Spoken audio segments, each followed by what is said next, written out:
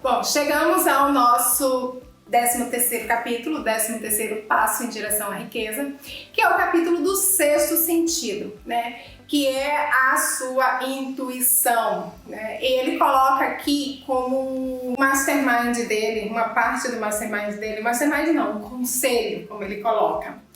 Criar um conselho com as pessoas que admira e conhece, e através desse conselho, dessas reuniões, né, que ele coloca no livro que não são reuniões presenciais, reais, com pessoas com quem ele viveu, experimentou várias coisas, e então, através disso, ele muitas vezes se perguntava, nessa situação, como Ford reagiria, como é que ele agiria, o que é que ele faria. Então, muitas vezes a gente precisa olhar, né, o que ele coloca ali no nosso sexto sentido, além da nossa intuição, entender o olhar do outro. Como é que a gente vai olhar isso? Se alguém que eu admiro muito estivesse passando por essa situação, como é que ela iria agir?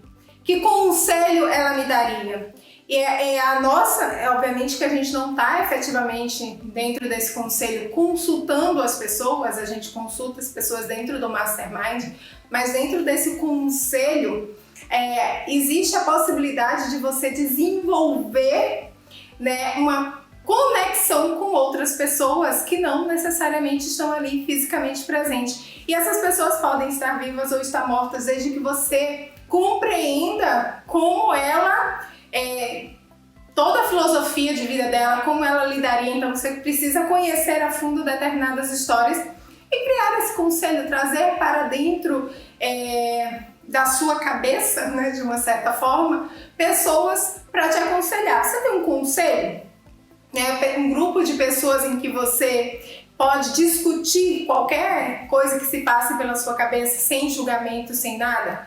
Você já pensou em criar essa conversa? Eu tenho várias conversas, eu às vezes faço esse exercício do conselho, não da maneira como ele descreve no livro, mas eu sempre tento ver assim, a minha posição é essa, mas se eu olhar na perspectiva do outro, então como é que Ford agiria nesta situação? Como é que o próprio Napoleão agiria nessa situação? Eu traria isso para dentro da minha concepção, né? Entendendo a fundo o trabalho que eles realizaram em vida e tirando ali as minhas próprias conclusões, utilizando ali o meu sexto sentido, o meu feeling com relação àquela situação. E esse é um dos pontos mais importantes, é você começar a se ouvir de uma outra forma. E acaba sendo verdadeiro como aquela outra pessoa agiria.